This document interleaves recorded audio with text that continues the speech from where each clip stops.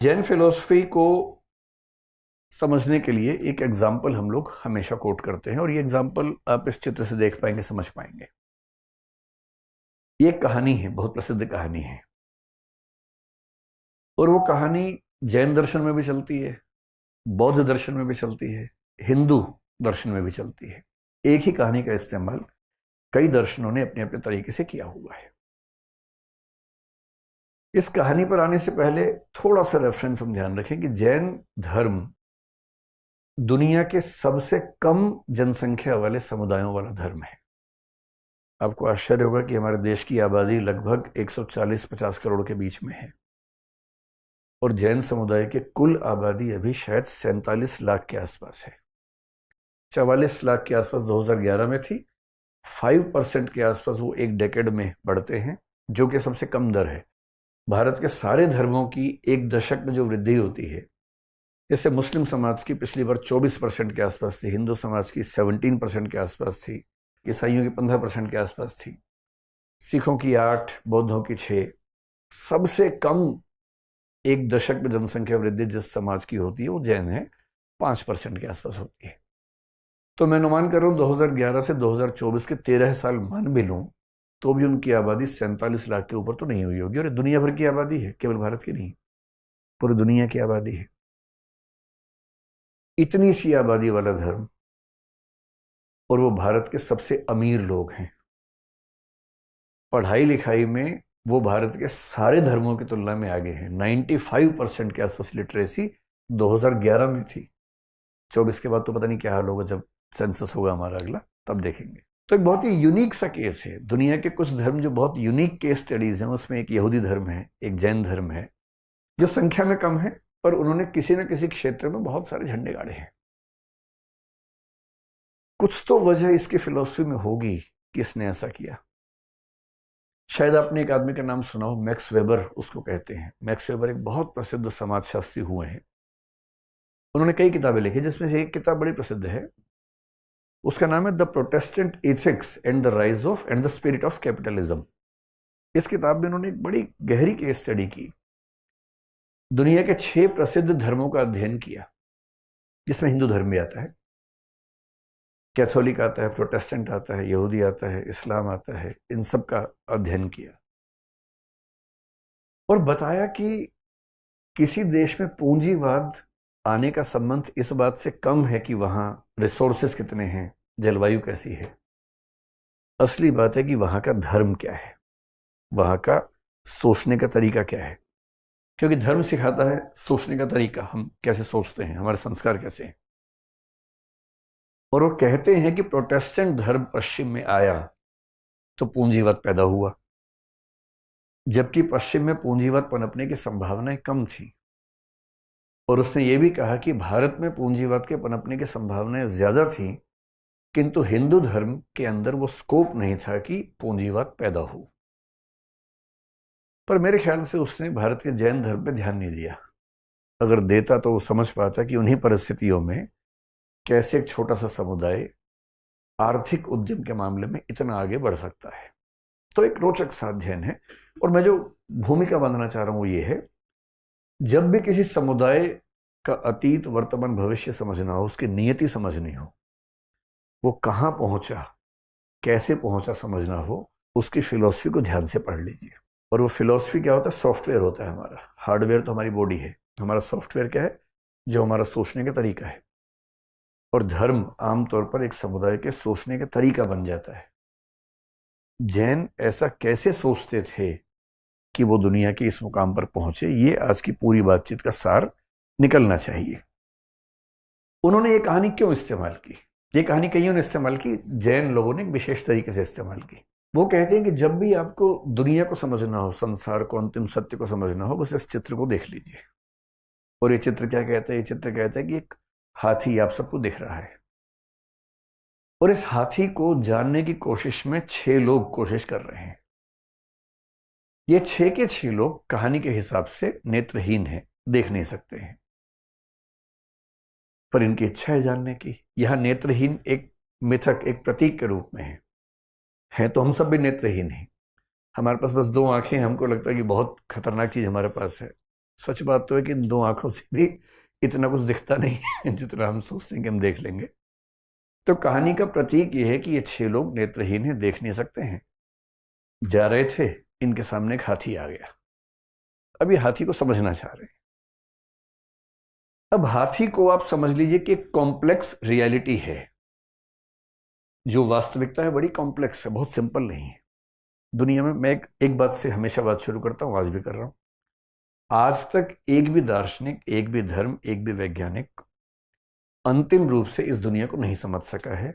और ये बात मैं बहुत खुल के आपसे कह रहा हूं। जिसको भी दावा हो, क्लास के बाद बैठ जाइएगा, बात कर लेंगे। और मैं ये नहीं कह रहा कि मैंने समझ लिया है, मैं तो बिल्कुल नहीं समझा हूं।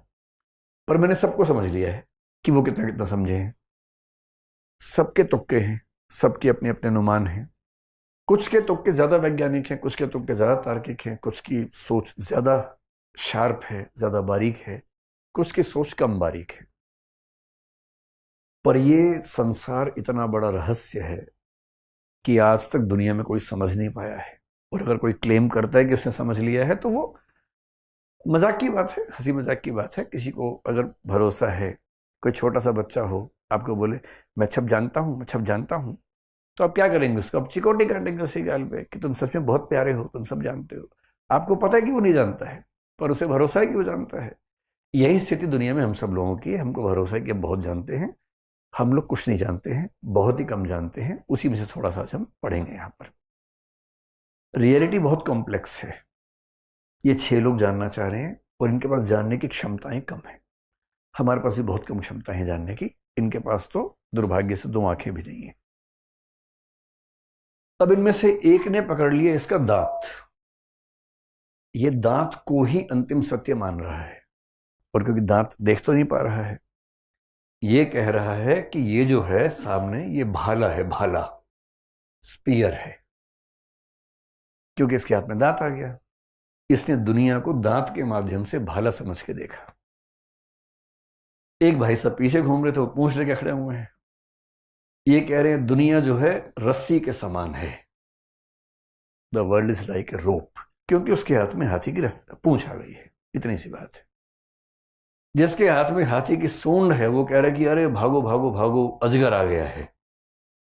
उसको लग रहा है कि जो मेरे सामने चीज है वो अजगर है, पाइथन है, उससे डरने की जरूरत है। एक ने पकड़ लिया है कान। अगर आपने गांव की जिंदगी देखी तो हाथ वाले पंखे झला करते थे पहले। ये पंखे का साइज वैसा ही है। और ये कह रहे कि ये तो पंखा है, जो हाथ से झुलने वाला पंखा होता है, ये पंखा है, ये अजगर नहीं है, ये रस्सी नहीं है, ये पंखा है। जिसके हाथ में आ गया है पैर, वो कह रहे अरे भाई खंबा है, खंबा, ये एक पोल है। और जिसने छू लिया है इसके पेट को, छू छू के थक गया, खत्म नहीं हो रहा, वो कह रहा है कि नहीं, ये तो बहुत बड़ी दीवार है, दिस इज ए वॉल। 6 के 6 लोग अपने अपने नजरिए से हाथी को जानने का प्रयास कर रहे हैं। कोई नहीं जान पा रहा है। और इसके 2 कारण हैं। इसीलिए जैन फिलोसफी के 2 सिद्धांत सबसे सुंदर हैं। अगर आप कम पढ़ना चाहेंगे तो हम केवल उन 2 की बात करेंगे। आप थोड़ा ज्यादा जानना चाहेंगे तो बाकी का भी हल्का जिक्र कर लेंगे। सबसे जो ब्यूटीफुल प्रिंसिपल्स जैन फिलोसफी के हैं वो 2 हैं। एक कहता है कि ये जो सत्य है बहुत ही कॉम्प्लेक्स है। इस कॉम्प्लेक्सिटी ऑफ ट्रुथ के सिद्धांत को बोलते हैं अनेकांतवाद। आपने शब्द जरूर सुना होगा, अनेकांतवाद। जो जैन बच्चे बैठे हैं वो तो रोज सुनते होंगे सुबह शाम घर में पापा मम्मी से कि अनेकांतवाद, अनेकांतवाद। हालांकि मैं बहुत जैन बच्चों से मेरा परिचय है, समझते वो भी नहीं है। जब मैं उनसे मॉक इंटरव्यू पूछता हूँ कि अंतर बताओ, तो गोलमोल बात करते हैं। तो उनको भी थोड़ा समझने की जरूरत है कि कितना गहरा सिद्धांत बाई चांस आपकी झोली में गिरा हुआ है, आपको पता होना चाहिए वो क्या है। और इस कॉम्प्लेक्स रियलिटी को जानने के प्रोसेस में हम लोग जो मूर्खताएं कर रहे हैं, उन मूर्खताओं को समझने का जो तरीका है, उस सिद्धांत का नाम है स्यादवाद। SYADVADE, स्यादवाद। स्यात एक शब्द है संस्कृत का, उससे बना है स्यादवाद। तो जब भी कोई आपसे पूछे कि जैन फिलोसफी क्या है, कुछ ना सूझे बोलिए जैन फिलोसफी का मतलब है अनेकांतवाद और स्यादवाद। और इन दोनों को समझ लिया, क्या बोलते फिल्मी भाषा में, इन दोनों को समझ डाला तो लाइफ झिंगा लाला। ना ये क्या होता है मुझे पता नहीं, झिंगा लाला मैंने कई बार सोचा कि ढूंढूं ये होता क्या है, मुझे आज तक नहीं पता लगा क्या होता है, पर ये कुछ होता है जो भी होता है। और इसलिए जब हम जैन फिलॉसफी को ब्रेक करते हैं, और ब्रेक करने का मतलब है जब कुछ पार्ट्स में डालते हैं, मैं आपको याद दिला दूं अगर वो 4 वीडियोस नहीं देखे हैं, कि किसी फिलॉसफी के 3 हिस्से होते हैं। एक को बोलते हैं मेटाफिजिक्स यानी तत्व मीमांसा, एक को इपिस्टेमोलॉजी यानी ज्ञान मीमांसा, तीसरे को इथिक्स यानी नीति मीमांसा।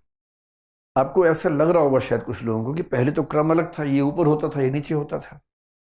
केवल जैन फिलॉसफी को पढ़ने के लिए हमें मजबूरी में पहले मेटाफिजिक्स को पढ़ना पड़ता है, फिर इपिस्टेमोलॉजी पे आती है, क्योंकि इनमें कनेक्शन बड़ा गहरा है। और बिना इसकी मेटाफिजिक्स को समझे इसकी इपिस्टेमोलॉजी को नहीं समझ सकते। मेटाफिजिक्स का मतलब क्या है? सिंपल सी बात है, दुनिया का अंतिम सत्य क्या है, सत्ता किसकी है, क्या एग्जिस्ट करता है, इसको बोलते हैं मेटाफिजिक्स। और मेटाफिजिक्स में जो जैन मेटाफिजिक्स है उसका नाम है अनेकांतवाद। मेटाफिजिक्स के अंदर मुख्य रूप से 3 सवाल होते हैं। पहला होता है ईश्वर, ये सब कुछ किसने बनाया, ईश्वर है नहीं है तो कितने हैं, मिलके काम करते हैं या एक ही है, कैसे दुनिया बनाई उसने, मिट्टी कहां से लाया, वो सब, इन सबको बोलते हैं ईश्वर मीमांसा या थियोलॉजी।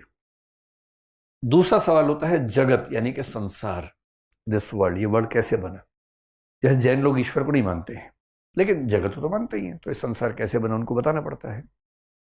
और तीसरा सवाल होता है आत्मा, जो हम सबको लगता है कि हमारे अंदर है कि नहीं पता नहीं, लेकिन हम सबको भरोसा तो है कि हमारे अंदर आत्मा होती है। जैन लोग मानते हैं कि आत्मा होती है, बौद्ध लोग मानते हैं कि नहीं होती है, जिंदा वो भी है जिंदा ये भी है। अब क्या पता होती है कि नहीं होती है, लेकिन सबके अपने अपने थॉट्स हैं, कोई मानता है कोई नहीं मानता है। लेकिन हमें तो ये समझना है कि सबने किस किस तरीके से दुनिया को समझने की कोशिश की है।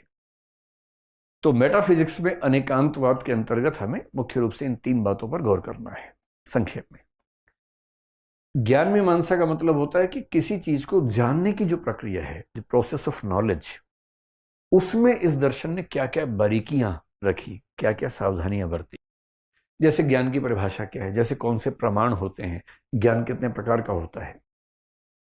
जैन दर्शन की ज्ञान मीमांसा में जो सबसे सुंदर सिद्धांत है वो स्याद्वाद है।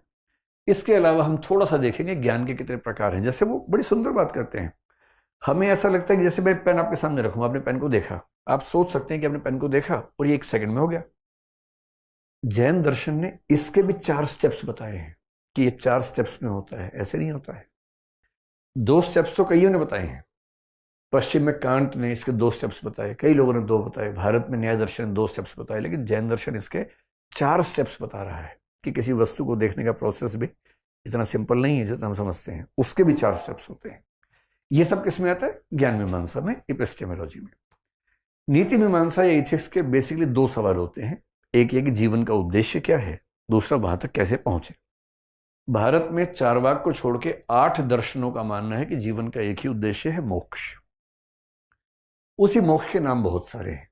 जैन लोग उस मोक्ष को कैवल्य कह देते हैं, बौद्ध लोग निर्वाण कह देते हैं, कोई उसको अपवर्ग कह देता है, जैसे न्याय दर्शन आमतौर पर अपवर्ग कह देता है, निश्रेयस शब्द भी चलता है, मुक्ति भी चलता है, तो कई अलग अलग नाम उसके चलते हैं। लेकिन जैन दर्शन में सामान्यतः जो नाम इसका दिखता है वो क्या है? कैवल्य। आपने सुना भी होगा, केवल ज्ञान, केवली, ये सब शब्द सुने होंगे। तो कैवल्य, ये 3 चीजें हमें समझनी है मुख्य रूप से, अनेकांतवाद और स्याद्वाद। यहां तक आप सब ठीक है? नींद आ रही है जोर से आप लोगों को? अभी कैवल्य मिलने वाला थोड़ी देर में, तो फिर कैवल्य में नींद नहीं आती है, उसके बाद तो नींद स्थायी रूप से उड़ जाती है।